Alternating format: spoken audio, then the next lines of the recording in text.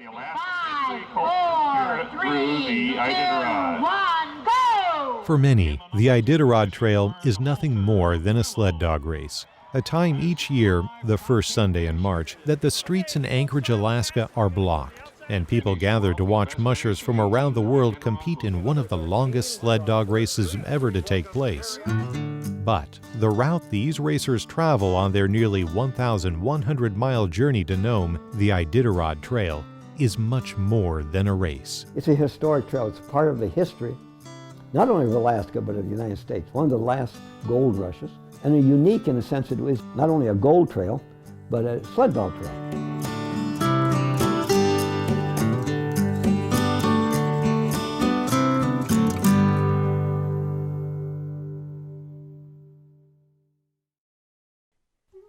From the moment Alaska was first inhabited, people relied on trails. With much of the land locked in the frozen grip of winter most of the year, it was important having regular routes to travel while gathering food and other resources. And the natives had found some of the best ways to get from one place to another, because there was a lot of trading between interior Athabascans, interior Eskimos on the coast. So they had figured out the best ways to get over the mountains, through the passes. One such route was a portage between Unalakleet on the Bering Sea coast and Kaltag on the Yukon River. Known as the Kaltag Portage, it was used by people for travel between the coast and interior Alaska long before European settlers arrived. By 1843, a Russian-American company naval officer named Lavrenti Zagoskin stumbled upon this trail. Russian fur traders used it to establish a fur trading post at Nulato. After the United States purchased Alaska from Russia in 1867, this route continued to be used, and more trading posts were established. Except for the major two rivers, the Yukon and the Kuskokwim, there was really no idea of what the interior of Alaska was like.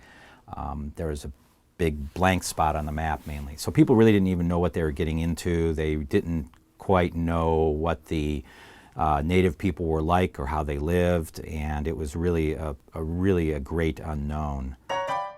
Exploring the unknown quickly exploded in popularity when gold was discovered in the Yukon Territory of Canada and Alaska. 3 major strikes occurred along the route that later became known as the Iditarod Trail. The first strike occurred in 1896 near Hope and Sunrise on the Kenai Peninsula. The next was in 1898 and was located further north on the Seward Peninsula near Nome. The last major strike was in 1908 in the Onoko Valley, where the towns of Iditarod and Flat were later established. With thousands of people stampeding to this region, supplies and mail became very important. During that era of time, the late 1800s and early 1900s, gold was predominantly what everybody was after. I mean, it was mining, and so to get to the gold rush fields, they used trails, and the Iditarod Trail came about just to put them there. Unofficial overland mail routes from Resurrection Bay were in place by the mid-1890s, servicing miners around the Turnagain Arm and the Kenai Peninsula. Mushing with dog teams became the preferred method of travel along these difficult routes during winter. Dogs became very important. You have to think of the dog in the northern regions as you might the horse or mule in let's say the desert or the prairie region. They're the most practical, even more practical than reindeer, which was tried, by the way, and with some success. Sled dogs just always they could pull tremendous amounts of weight in pretty rough open trails, even breaking trails at times. So they were adapted by the native cultures and certainly the fur traders and everybody else. And the miners realized that that's the way to travel.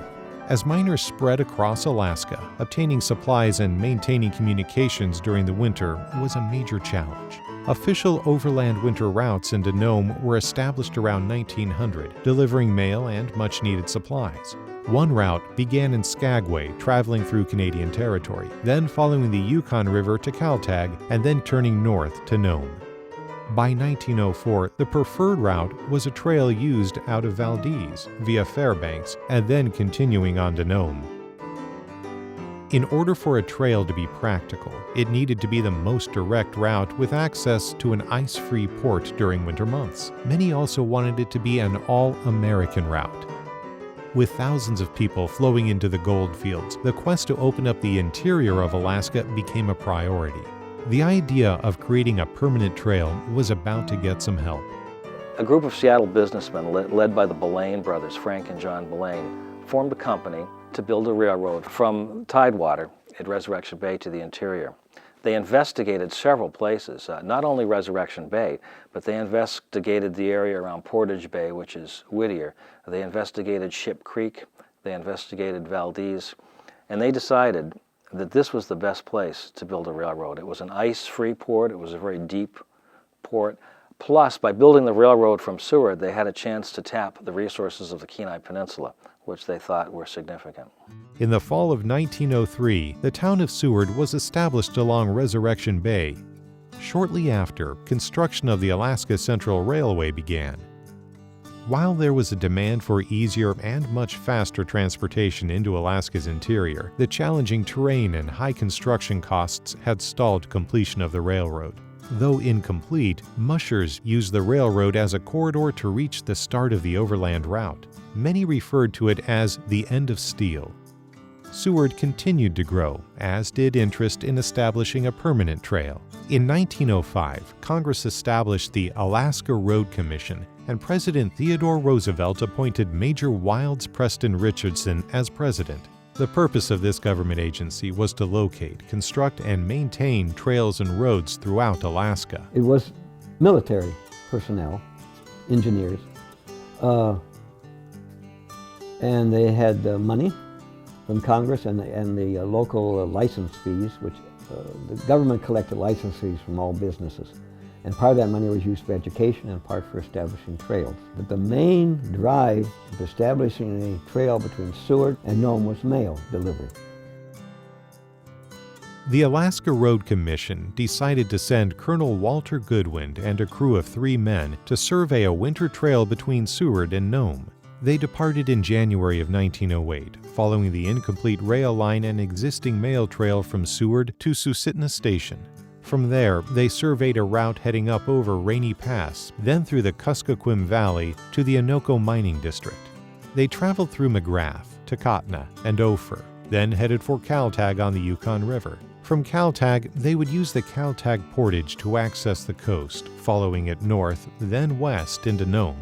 Their entire journey took 3 months and was considered a success. Upon arrival, Goodwin filed a reconnaissance report stating that the route was feasible but would require more traffic, such as a new gold strike in the Iditarod Anoka area, for the trail to be practical. Wrote a report on it saying this is a very feasible trail,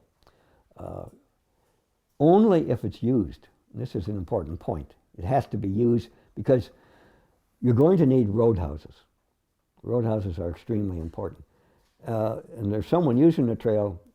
This was, remember, when they laid that down, that was before the gold discovery at Iditarod.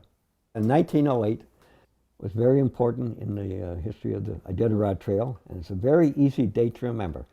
On Christmas Day, 1908, Dykeman and Beaton discovered gold on Otter Creek, which is a tributary of the Iditarod River, and basically started one of the last great gold rushes in Alaska, the Iditarod Gold Rush. These communities became the 3rd largest community in Alaska, and so really gold was everything at that time. It was a way for the person to bootstrap themselves, and it also was a big driver in the economy because a lot of people came up, as they described, not to necessarily mine the gold, but mine the miners.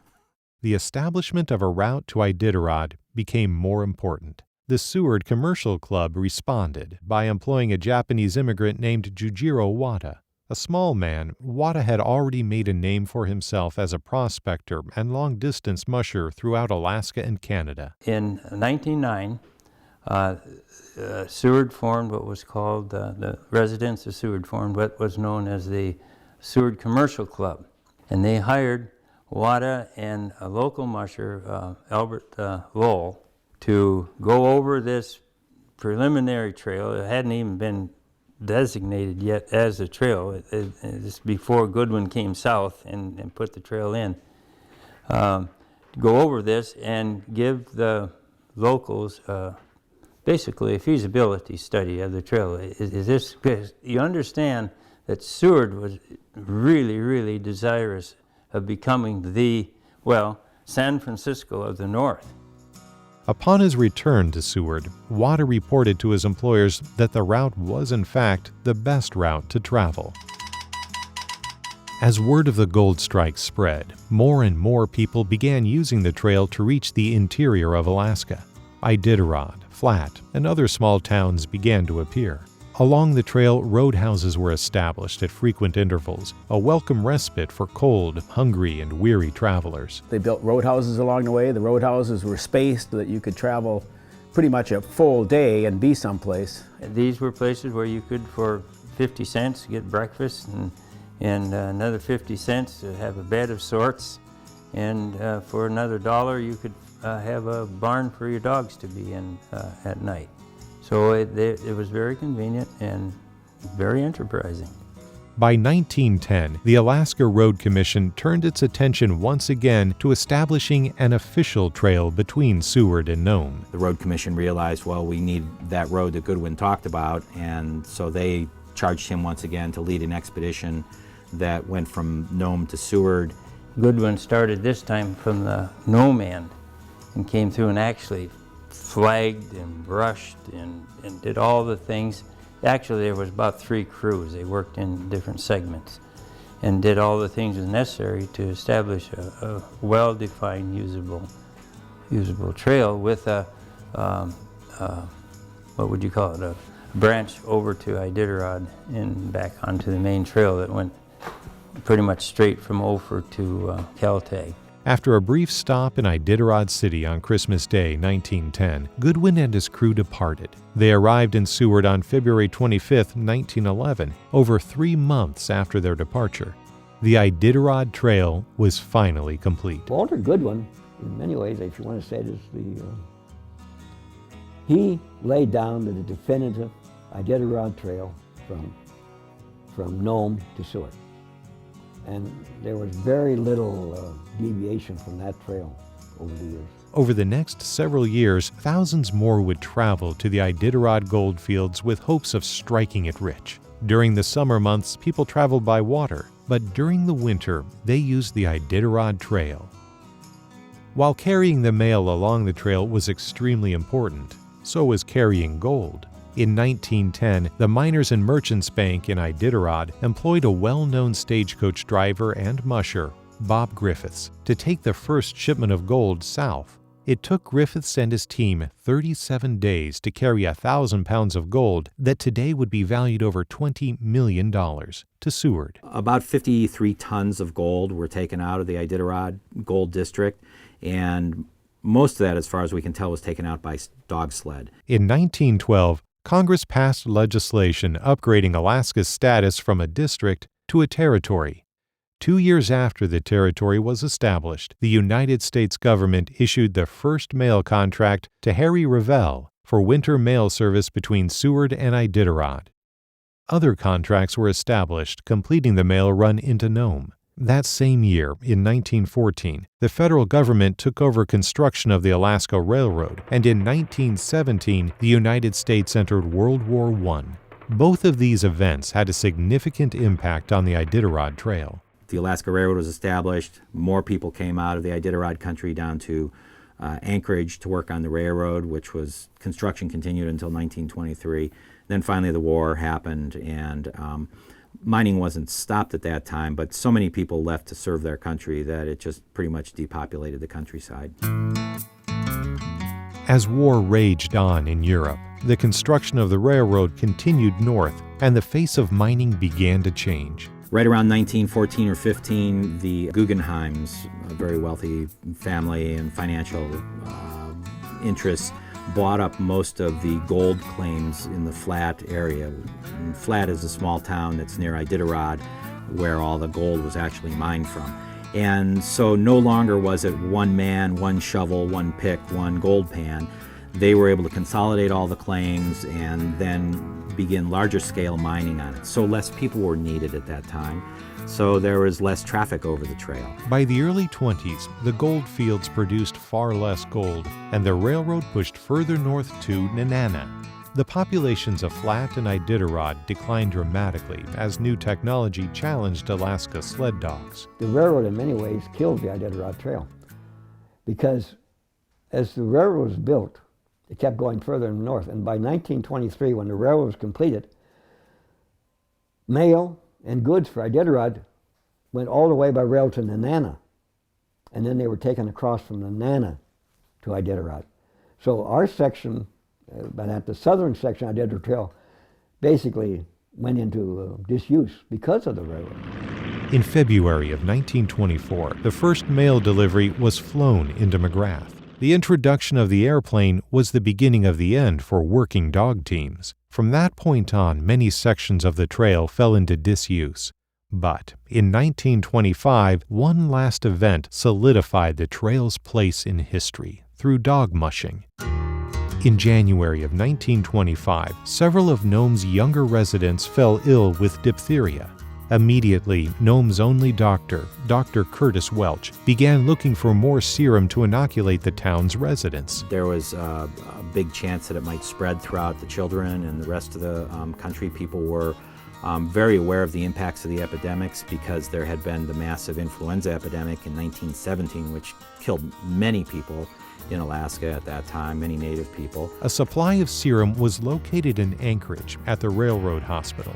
Getting it to Nome in time was the next challenge. Aircraft were not equipped to fly in such harsh conditions with their open cockpits, so the Alaska Territorial Governor, Scott C. Bone, decided to send the serum by rail to Nenana. From there, a relay of mushers with dog teams completed the remaining 674 miles into Nome. Mushers followed the Tanana River to the Yukon River, and then west into Caltag. Now, the only part of the Iditarod Trail used in the serum was from Caltag to Nome. They didn't go through Iditarod. In fact, as we've already pointed out, most of that trail had been abandoned. The serum arrived in Nome a little over 5 days after it departed Nenana. The community was saved, and the serum run had earned its place in Alaska's history. Much of the trail was abandoned and saw little use over the next several decades. With the goldfields declining and the airplane taking over mail delivery, there was no longer reason for anyone to make the long and treacherous journey by dog team. With the exception of some local use for travel between villages, the Iditarod Trail was all but forgotten.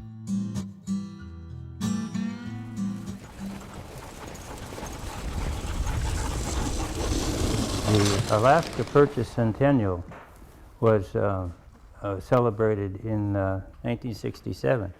And there was a token race, a 50-miler, over, I think there's only about 9-mile segment of the Iditarod Trail. It got some of us thinking, Reddington and Tom Johnson, Gleo Hike, some of us who were there from the beginning, about the staging of a real long-distance race patterned after the early 1900s sweepstakes out of Nome. Hi, I'm Joe Reddington Sr. We of the Iditarod needs your help. Joe Reddington Sr., a well-known musher and homesteader, and others, worked tirelessly for the next several years to see this dream of a long-distance race come true. 22 teams completed the Iditarod Trail sled dog race that first year in 1973. It took mushers over 20 days to travel from Anchorage to Nome along the trail. In the years that followed, the Iditarod Trail sled dog race became an annual event and has continued to grow in size and popularity. People have the misconception that the Iditarod sled dog race recreates the serum run. It actually doesn't. It's meant to help recreate and let people know about the gold rush and the use of dog sleds for all aspects of life 100 years ago in Alaska. But Reddington knew that for the race to become successful and continue, the trail would need to be preserved. And in 1978, Reddington saw another of his dreams become a reality when Congress created the Iditarod National Historic Trail from Seward to Nome. Totaling 2,300 miles, the trail system was one of the first recognized under the newly created category of historic trails. Joe Reddington left these two great legacies to Alaska. The Iditarod sled dog race has lasted now for 40 years. I'll be honest, I didn't. And as many other people never thought it was going to last that long. And the Iditarod Historic Trail. The designation as a historic trail was important for the existence because you then had federal involvement. The Bureau of Land Management was set up as the coordinating agency, and federal funds could be channeled into marking the trail, setting up shelter cabins, generating interest in the trail. Through this, we've had easements, rights-of-ways for the trail. Every historic trail has a civilian, non-governmental, promotional alliance with it. They call them different names. What the alliance does, and others involved, is, as I said, education and promotion. We go out and explain that there is a historic trail, and we explain what the alliance does to preserve the historic trail. Since its creation in 1998, the Iditarod Historic Trail Alliance has provided the Bureau of Land Management and others assistance with trail marking and safety cabin construction. It has also worked with the state of Alaska to secure easements and rights-of-way for the entire length of the historic trail.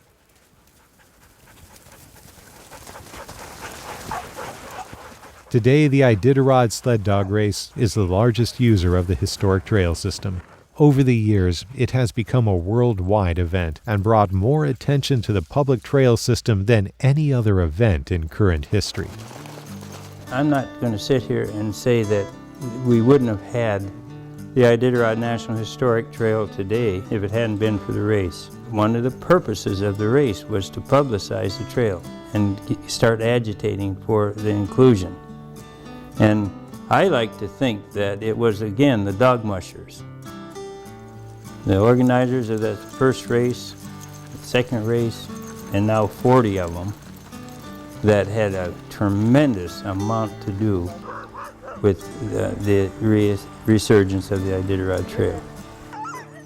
You know, the key to any public lands issue is public involvement. So I am so much more encouraged as I sit here today talking about the future of the trail than I have ever been I've been dealing with this for probably over 40 years.